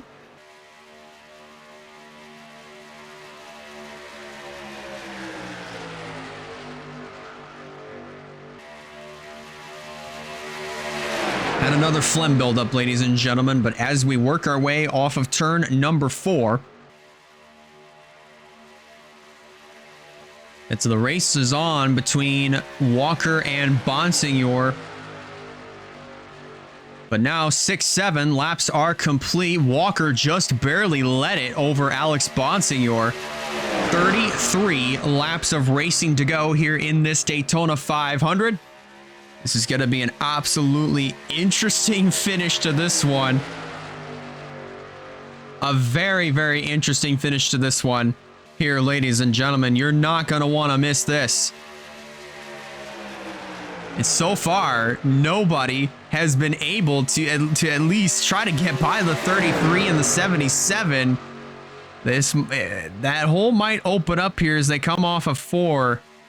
Maybe, just maybe. I'm not 100% sure because this is actually kind of interesting. The 33 and the 77 have been side by side for a pretty long time, and both lines have been held up by these two cars. Looks like Russell Blaze, he is run out of patience, and now he's going to make it 3 wide underneath of Tanner Parton and also Sebastian Vaughn. So I can't blame him one bit here.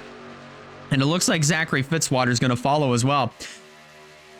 I think Blaze, I thought he was going to, I genuinely thought that he was going to get underneath of the 23 of Avery Alford. That is not the case whatsoever.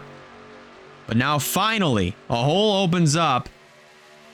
And here comes the 19 of Wyatt Walker. He might, oh, that's not going to be the case here. Actually, no, it will be. Finally. The bottom opens up and Wyatt Walker is going to drive right on by the 33 and the 77. He's going to bring Alford and Russell Blaze with him.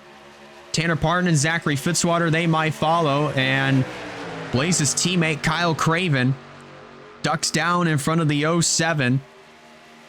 So they're going to follow, at least not anymore. Moscow completely shuts out the DRR connection of Blaze and Craven. That's just temporary. But the top 3 are now Walker, Alford, and also Blaze. And here we go, ladies and gentlemen. This is what I was wondering when this was going to happen. Pit stops are getting ready to start with 30 laps to go here in this Daytona 500.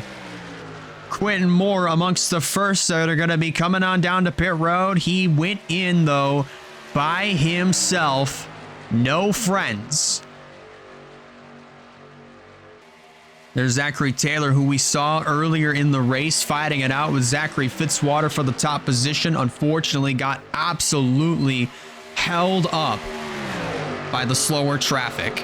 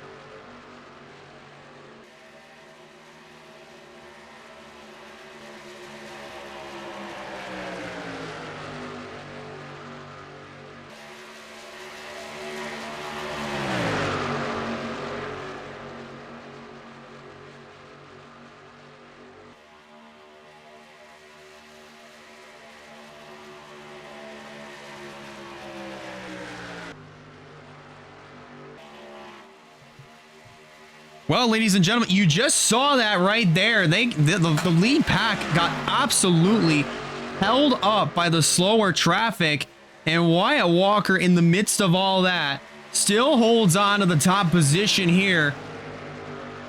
This is going to get very interesting, and now here they come on Walker in a very, very alarming rate of speed. Fitzy's going to get by him. McGuire's going to get by, as well as the 54 Sebastian Vaughn. That 19 is a little bit slower than what I was really imagining.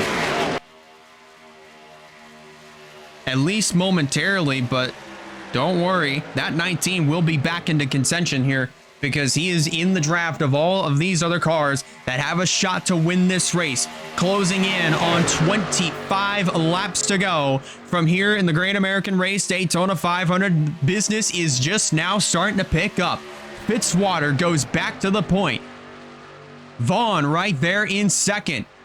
It is a trio of Fords that are 1, 2, and 3 at the current moment as of right now. Scoring says otherwise, but still nonetheless.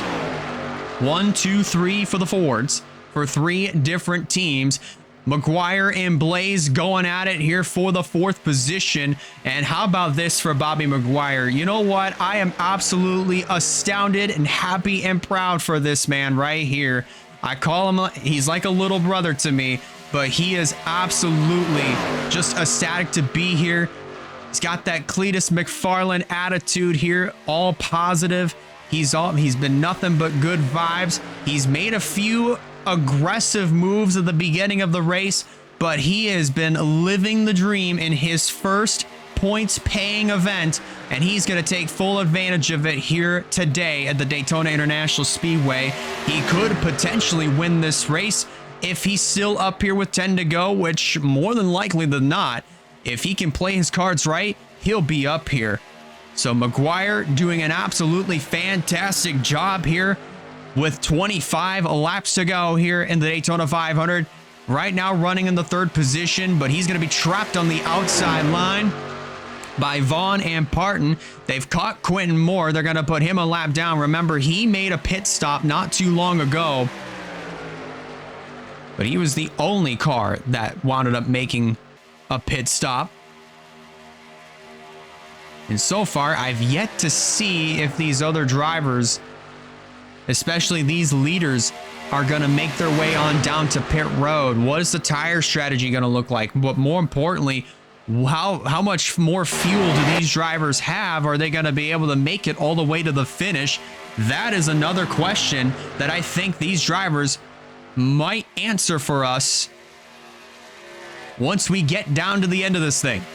Bonsignor takes over the lead from the 98 of Zachary Fitzwater. They're coming up on lap traffic again. This time it's the 00 of Rose and the 69 of Alex Sanvitali. I believe Emily Anderson might have made a pit stop, and here she is right up here. So that's 6 definitely made a stop, that's for sure. And oh boy, Wyatt, don't make it more wide here. Thankfully, that's not going to be the case. He'll stay right back on the bumper of the 07 of Tanner Parton. With 23 laps to go in this 500, they have caught Sanvitali and Rose. 3 wide up here. Oh boy. Oh boy. Every line just got held up there, but not for much longer. Here comes Walker down to the inside. He's going to bring Avery Alford and then Bobby McGuire with them. Russell Blaze looking like he's going to follow. Vaughn will go with him. But this is getting interesting. This is where the business is going to pick up. This is where the water is just going to boil a little bit longer, going to get a little bit hotter.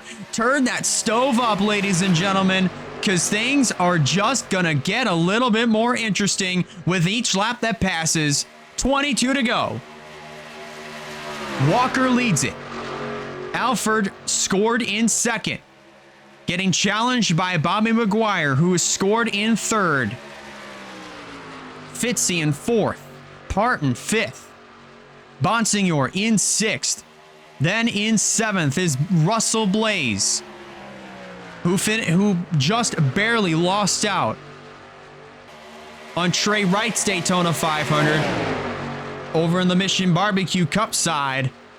He could very well be in contention to win this Daytona 500 if he's able to get around his old ride and just try to work with everybody else and chase the leaders right back down, which so far that has been the case. Quentin Moore, remember, he is maybe a lap down. He has no damage. He's been able to stay with the rest of these guys up here.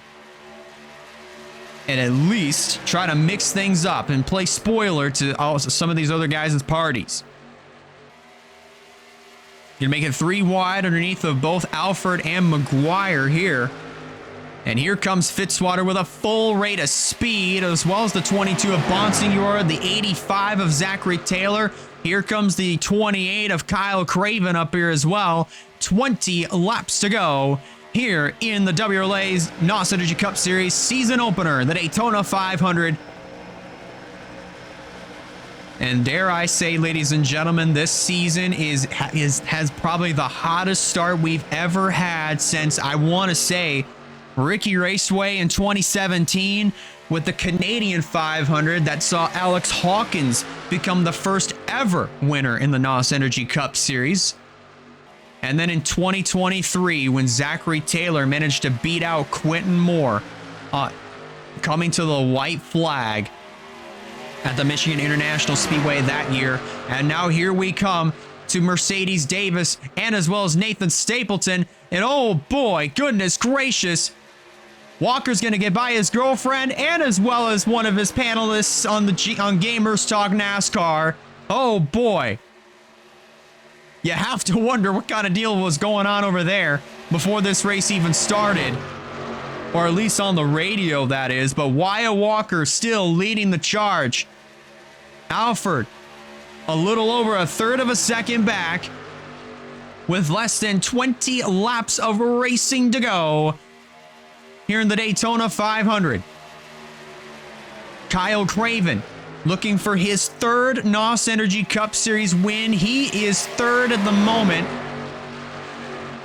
Quentin Moore is going to get right on by to get his lap back. So move that 04 back into a lead lap position. Zachary Taylor will then become the first car 1 lap down, so he'll do everything he can to try to get back on the lead lap. But here comes Avery Alford in the 23. Remember, ladies and gentlemen, this is his first points-paying event in NOS Energy Cup competition. So he could very well win in his official NOS Energy Cup Series debut. Remember, he raced at the Bash at the Zoo, so he made his overall debut over there. But here, it's his official debut in the NOS Energy Cup Series. He could very well win in his first start. What a story it would be for Avery Alford, who got tapped to run this car at the last minute to fill up this spot for Trinity River Racing, and they could be very well on their way to a Daytona 500 victory. Not for much longer, at least that is, but it's not over until it's over. Kyle Craven, who started on the pole, looking to try to finish this race from the pole and pick up right where he left off last year. Your 2025 champion going to the point here on the 500, closing in on 16 laps to go in the Great American Race. His boss and teammate Russell Blaze at the back end of this pack. Looks to be the 6th car on the inside line. He was just on your screen not that long ago. And there he is, right behind Bobby McGuire, that Dead by Daylight machine. I'm going to try to make something happen. And oh, no, there they go. Taylor around. It was right in front of Wyatt Walker. Caution flag comes out. Oh, my goodness gracious. This is going to be a very interesting finish to this one. Craven out front. He's going to lead the field back to the caution flag with 15 laps to go here in this Daytona 500. Business is just picked up. And my, oh my, the plot to this one has thickened, ladies and gentlemen. And that is a tough break for Wyatt Walker, who has been up front consistently all day long.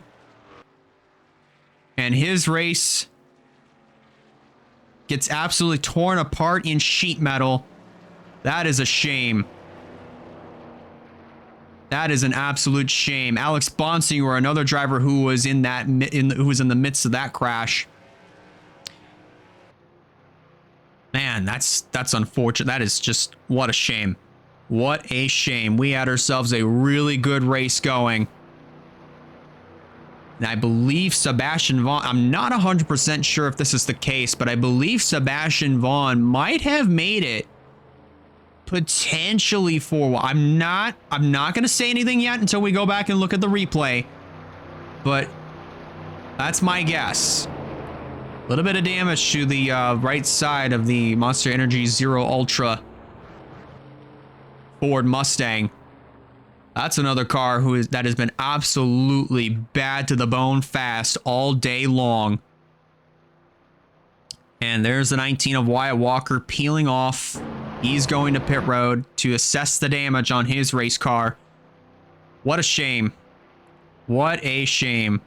Wyatt was having himself the run of his life here in this Daytona 500. Not going to, unfortunately, it's not going to end the way that he wanted to. He'll still be able to finish the race. So, I mean, that's good news, at least for Wyatt. I mean, bad news, he's out of contention for the win. The good news, at least, he'll be able to get back out there. He'll be able to finish the race. Just not the way that he wanted it to. Kyle Craven, nonetheless, started on the pole. He's right back to where he started the day. Let's go back and review what happened that caused yellow flag number 4 here in this Daytona 500. The game has been changed once again, and ladies and gentlemen, I hate to be the bearer of bad news, especially for those that just came back from the ad break. I hate to be the bearer of bad news, but if you were rooting for Wyatt Walker, he is officially pulled his car into the garage area. I just got word. He is done for the day. The damage, unfortunately, was just too much for the 19. Possibly might have had a mechanical failure, and that car is going to be done. So, as we go back, we're going to review what happened to bring out our 4th caution of the race here in the Daytona 500. Look at this. This is heading into turn 1, and Vaughn was in the middle of a 4-wide situation, but he did not make the move. So I do want to apologize for my mistake there. It was Tanner Parton who forced the 4-wide situation underneath of the 54 and the 85, and as well as the 19. But I think Vaughn, he went up the racetrack just a little bit to try to give Parton some room, and both of them washed up into Wyatt Walker. Bonsignor, great heads-up driving for him. He gets on the brakes. He's going to miss the 85. But that is just a very unfortunate way to go out of the Daytona 500, especially if you are Wyatt Walker, who has been up front for pretty much the vast majority of this race. He led some laps. He was up here at the front of the field pretty much all throughout 3/4 of the event, only for it to end like this. Just an innocent bystander who was just minding his business and got forced into a 4-wide situation and got completely blindsided by Vaughn and Zachary Taylor, who started rubbing doors and just lost control of their cars and went right up into the path of Wyatt Walker and clipped him and put him into the outside wall. That car, unfortunately, will not see the checkered flag falling here in this Daytona 500, but nonetheless, ladies and gentlemen, business is just starting to pick up once again. It's picking up even more than what we had anticipated. We are closing in on 10 laps of racing to go here in the Great American Race. Wyatt Walker, there he is. You see him currently scored 9th. But unfortunately, going to be out of this one. He will be relegated back to the 26th position by the time that this race is over. What a shame. That honestly is a shame for Wyatt. He started off last year pretty strong. He had some great runs all throughout the year. Unfortunately, kept fading back in the points standings. And then once we started making up the other two races, the Charlotte, the Coca-Cola 600, and also the Pocono 400, right around Veterans Week. He won the Coca-Cola 600. Unfortunately, just did not have a great race at Pocono, but managed to finish the race, especially with a car that was completely bent and beat up as badly as it was. Unfortunately for this race, had himself a really, really, really great run. He's just not going to see the checkered flag fall here in this Daytona 500. We're getting ready to take one to go this time by. It'll be 12 laps of racing to go. Actually, no, 11 laps of racing to go. So I do stand corrected. We'll restart on lap 90. That is actually going to be very, very interesting.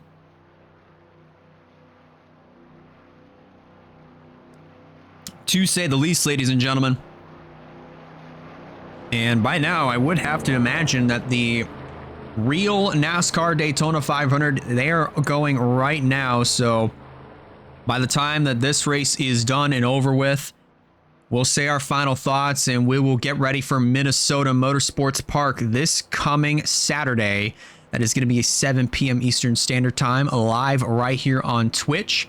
Qualifying will take place on the same day at about 12 p.m. Eastern Standard Time. That will be live over on YouTube, so you won't want to miss that. You won't want to miss the action at the Minnesota Motorsports Park, because obviously Cup is going to be on Saturday night live over here on Twitch, but on YouTube. Actually, we might have all the races streamed live on Twitch, the truck race, the Xfinity race, and NOS Energy Cup events, because streaming these races is honestly a lot easier than pre-recording and making sure that everything is set up and ready to go, and vice versa. So I'll have to put out an announcement in the WRLA Discord letting everybody know that all the races will be streamed live on Twitch, with the full race replays being posted the next day on our WRLA YouTube channel. But things, as far as this race is concerned, the business is just now starting to pick up as the field comes off of turn number 4. The lights are about to go out on the pace car. That was going to signify that we will have 1 lap of pacing to go before we go back to green flag racing here at the Daytona International Speedway. 1 to go has been given. And here come the other cars that are lined up that are at least a lap down or more. We have a lot more of them.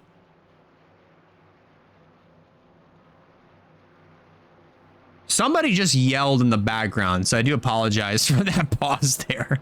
But there are a lot more cars that are a lap down than there are cars on the lead lap, and we are right back to where we started. Double file, ladies and gentlemen. This is gonna be pretty interesting, because in the midst of all this, we have cars that are pretty beat up, pretty damaged, and have been off the pace all day long. So this is gonna be pretty interesting to find out exactly what the conclusion of this race is going to look like. But nonetheless, ladies and gentlemen, it is going to be go time. 11 laps to go when we cross the stripe this time by to restart the Daytona 500. Kyle Craven, he started on the pole as the 2025 NOS Energy Cup Series champion, that is. He is right back up to where he started, and he's looking to end the day exactly in this spot to pick up right where he left off from last year. Avery Alford in his first start in the NOS Energy Cup Series. He is second. In third is Tanner Parton, looking for his first win since 2023. Bobby McGuire He's just happy to be here. He's in his first NOS Energy Cup appearance as far as points paying action is concerned. He's still looking for his first win. Sebastian Vaughn, who has been strong all day long, completes your top 5. Then it's Fitzwater, Russell Blaze, Bonsignor, Walker, Crampton, your top 10. Green flag, back in the air, 11 to go.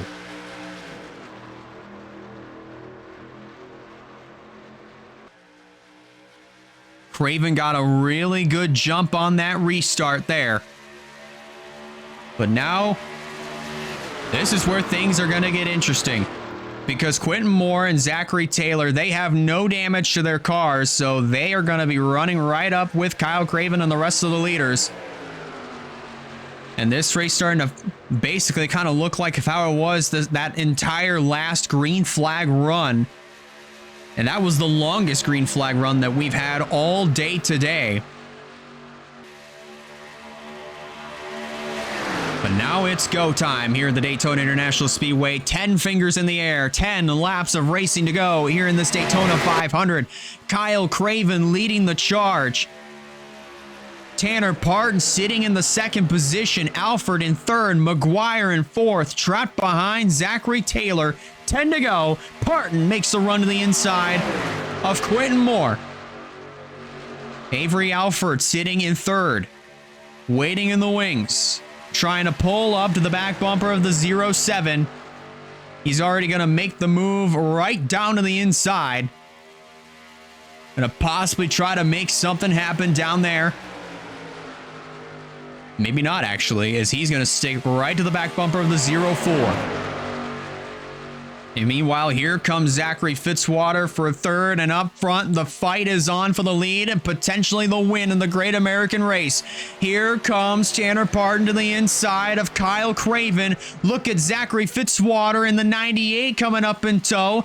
He's going to bring Bobby McGuire and Russell Blaze with him.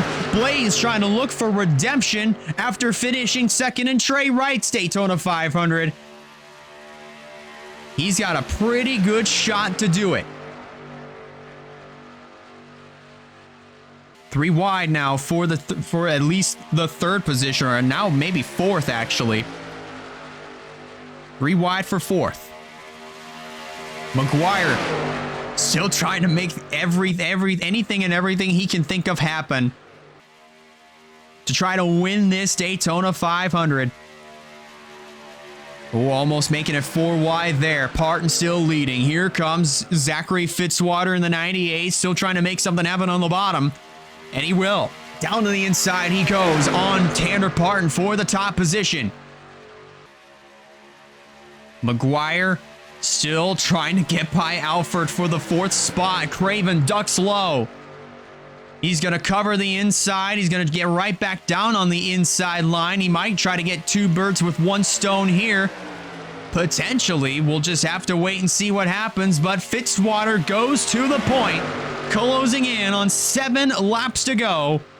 Still trying to search for his first NOS Energy Cup win. And try to give the 98 for NS Racing its first ever win in the Cup Series.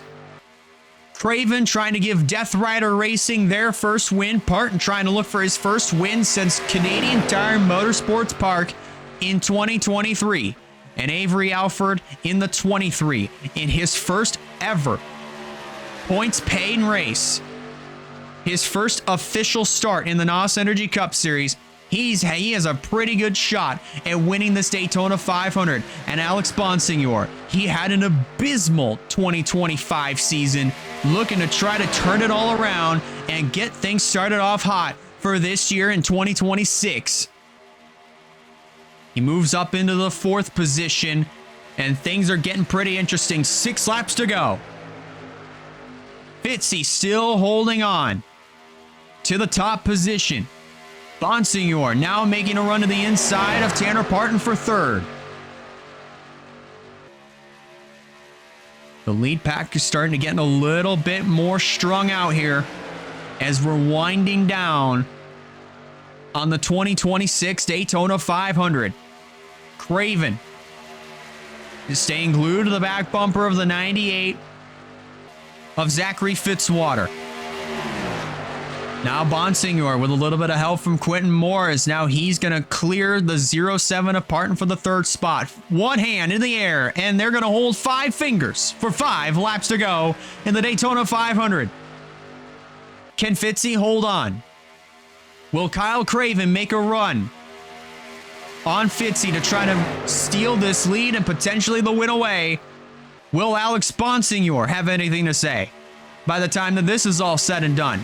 So far, he is up here in this third position. He's going to challenge for second on Kyle Craven. He has nobody there with him.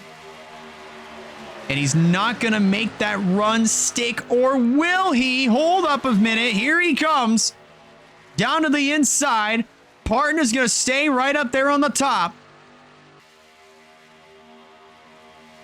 And he's going to leave, and they're all going to leave Bonsignor completely hung out to dry here with 4 laps to go.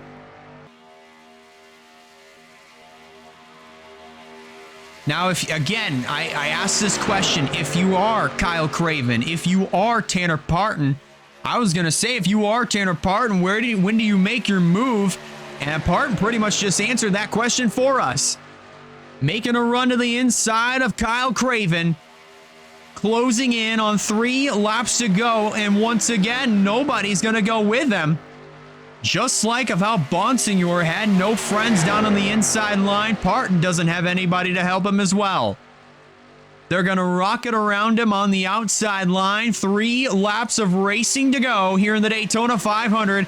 Everybody kind of sitting exactly right where they've been all day long, or at least in this last green flag stint, that is. How about Bonsignor making a run to the inside? Bonsignor to the bottom of Kyle Craven for second. Can he clear up? Maybe not. He does, once again, does not have anybody there to help him, unless if it's Quentin Moore, but Moore is just way too far back. Still holding strong down there on the inside line. They come to 2 laps to go, and this is exactly what Zachary Fitzwater wants to see in his rearview mirror. Just these cars fighting it out side by side. They come to 2 to go in the Daytona 500. Oh my goodness gracious. Don't touch the dial, because this could get interesting. Craven trying to win this race from the pole. This has never happened before in Daytona 500 history. The pole sitter has never gone on to win the race. Craven could make history here today. They come through turns 3 and 4, this time by. The white flag will be waving. It is Zachary Fitzwater who leads the charge. Will he be leading, coming back to the checkered flag? Let's find out. 1 lap to go here in Daytona. Parton makes a run to the inside of Kyle Craven. That might be one of the things that Fitzwater needs if he's going to get his first career victory here in the NOS Energy Cup Series. Bonsignor now starting to pull up behind the 0-7 of Parton. Back straight away one final time. Fitzwater loving what he sees in the rear view mirror as he starts to check out from the 28 and the 07. As they come through turns 3 and 4, I think the deal is sealed. Fitzwater pulls away, and Fitzwater is going to win the Daytona 500. How about that? Finally, Zachary Fitzwater is going to get his first NOS Energy Cup Series win. NS Racing wins the Daytona 500 with Zachary Fitzwater.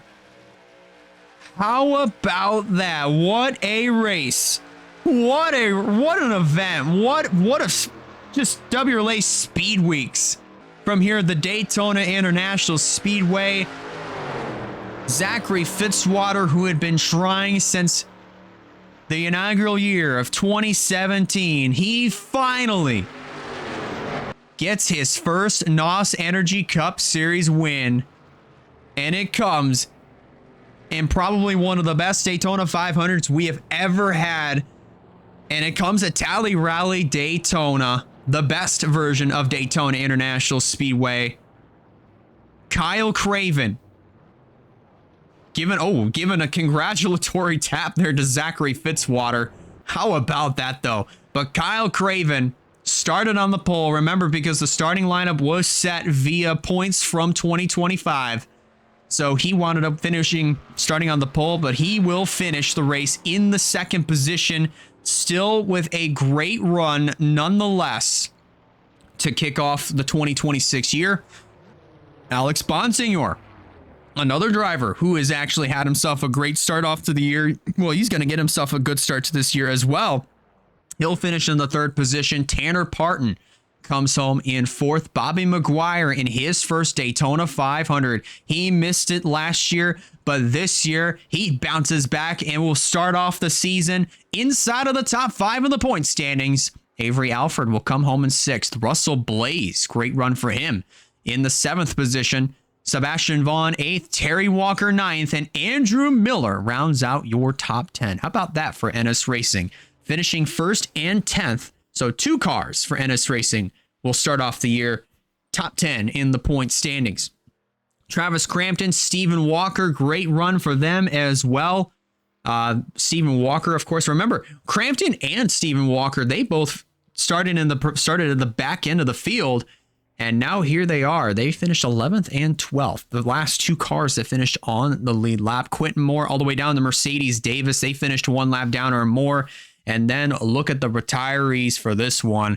This is a massive list of retirees for this race. Wyatt Walker all the way down to Haley Curris. They all smelled what The Rock was cooking. And that just is a very, very unfortunate way for some of these drivers to kick off their seasons. And that's just very, very, very unfortunate. I don't know what you could really say to that, ladies and gentlemen. But what a event! What a great last few days that we've had here at the Daytona International Speedway. Lots of great racing, lots of great action. We had Emmanuel Hartnett come back to WRLA in the Menards Truck Series. He edged out Michael Davis by 4 1/1000ths of a second to win that event. Ryan Davis, who won on the same day in the Xfinity Series race, he finishes 16th in this Daytona 500, so not too bad there for the 77 camp. But as far as this race is concerned, more history has been made. Unfortunately, Chevrolet will not sweep all 3 events. Ford said not so fast and let Zachary Fitzwater into the picture. He finally wins a NOS Energy Cup Series event, that being the Daytona 500. He will start off the season as the points leader. When we go to Minnesota Motorsports Park, be sure to catch all the action with the Menards Truck Series, the Xfinity Series, and the NOS Energy Cup Series. They're all going to be live on Twitch at 8 p.m. Eastern Standard Time, Thursday and Friday for Trucks and Xfinity. And for NOS Energy Cup competition, that will be at 7 p.m. Eastern Standard Time. All live right here on Twitch. One more time, congratulations to Zachary Fitzwater on winning the 2026 Daytona 500. And if you are watching this live on Twitch, be sure to hit that follow button so you don't miss a future stream. If you are watching from the WRLA YouTube channel, if you like what you see, be sure to hit that like button and be sure to consider subscribing in order to keep up with all the action that will be happening all throughout the 2026 season. We'll see you guys later on in this week, starting at Thursday with the Menards Truck Series at the Minnesota Motorsports Park. Until then, I'm Elijah Leonard signing off. Have a great rest of your day, and we'll see you all at Minnesota.